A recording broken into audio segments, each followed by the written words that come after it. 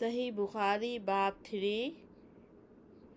فضل فضیلت الوضوء وضو کی والغر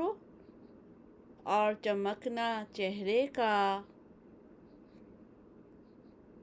المحجلون چمکنا ہاتھ پاؤں کا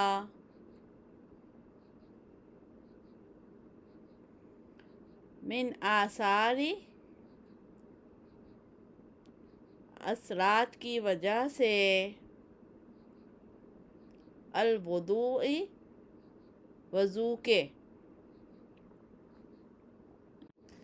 صحیح بخاری حدیث 136 بیان کہ ہم سے یحییٰ بن بکیر نے کہا بیان کہ ہم سے لیث نے وہ خالد سے وہ سعید بن ابی ہلال سے وہ نعیم مجمر سے کہا چڑھا میں رقیتو چڑھا میں مع ساتھ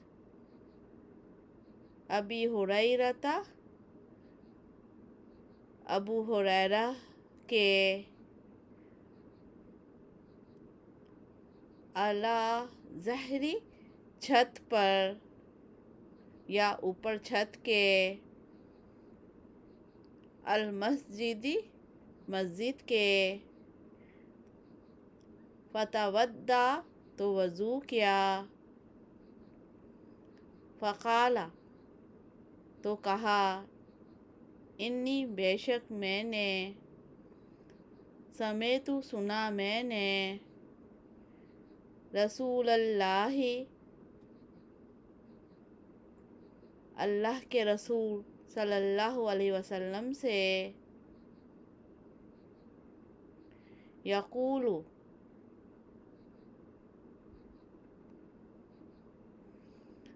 وہ فرماتے ہیں انا بے شک امتی میری امت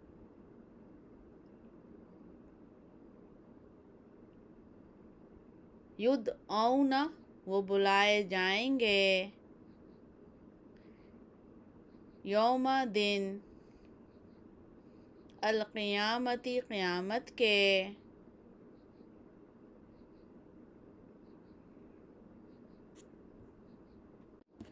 غرہ چمکتے ہوں گے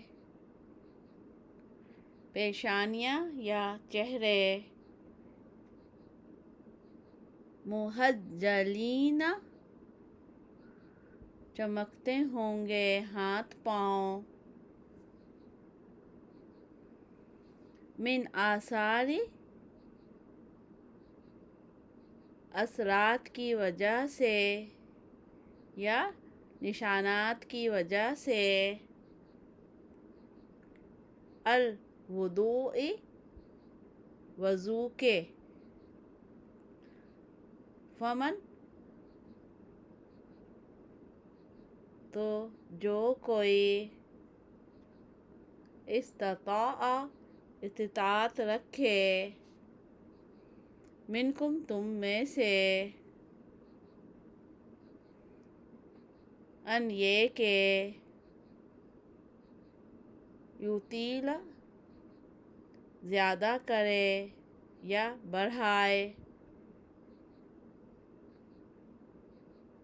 غرتہ اپنی چمک کو یا اپنی سفیدی کو فلیفعل تو چاہیے کہ وہ کرے یعنی اچھی طریقے سے وضو کرے۔ ایک دفعہ اردو میں دیکھتے ہیں اس کو وضو کی فضیلت اور ان لوگوں کا بیان جن کی پیشانیاں اور ہاتھ میں وضو کے اثرات کی وجہ سے چمکدار ہوں گے۔ حضرت ابو ہریرہ رضی اللہ عنہ ہی سے روایت ہے انہوں نے کہا میں نے رسول اللہ صلی اللہ علیہ وسلم کو یہ فرماتے ہوئے سنا میری امت کے لوگ قیامت کے دن بلائے جائیں گے جبکہ وضو کے نشانات کی وجہ سے ان کی پیشانیاں اور ہاتھ پاؤں چمکتے ہوں گے۔ اب جو کوئی تم میں سے اپنی چمک بڑھانا چاہے تو اسے بڑھائے۔ جی،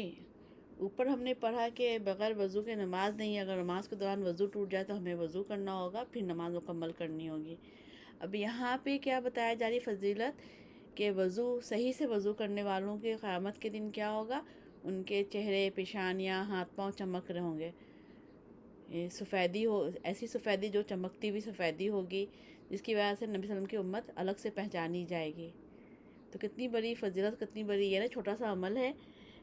طہارت کے بغیر، وضو کے بغیر نماز نہیں ہوتی، ٹھیک ہے۔ اور اسی لیے ہمیں باوضو رہنا چاہیے، وضو صحیح سے کرنا چاہیے، اور جو ہے اللہ تعالیٰ اور ہر نماز کے لیے تازہ وضو کرنا، فریش وضو کرنا، باوضو رہنا، تو یہ سب جو ہے کس لیے ہے؟ تاکہ جنت میں ہم جو ہے پہچانے جائیں، نبی صلی اللہ علیہ وسلم کی امتی ہیں، اپنے ہاتھ پاؤں کی چمک اور چہرے کی چمک کی وجہ سے۔ تو انشاءاللہ بات سمجھ میں آ گئی ہوگی، کوئی سوال ہے تو بتائیے۔ تعالیٰ ہمیں ہدایت سے آسانی دے، آسانی بانٹنے والا بنا۔ اپنا دوسروں کا خیال رکھیں، دعاؤں میں سب کو یاد رکھیں۔ فی امان اللہ، السلام علیکم۔